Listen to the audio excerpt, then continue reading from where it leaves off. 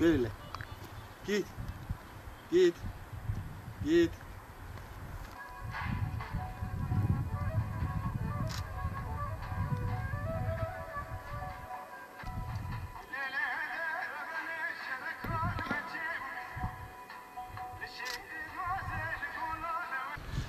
Burası Kızılaş beldesine bağlı Akçar bölgesi. Sarp kayalıkların olduğu gidilmesi zor olan bir yerdir.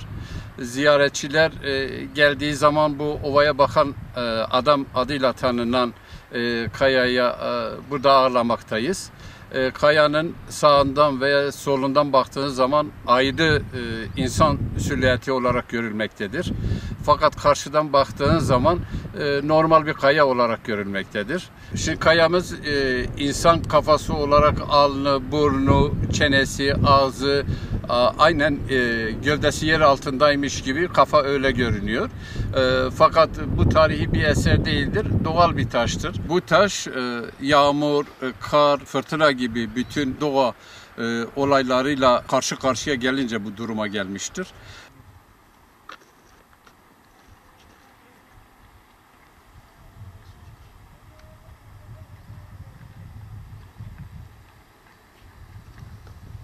Ne ya? Bak. Adam parlamento içmesin. Adam tütün bitsin. Babamın da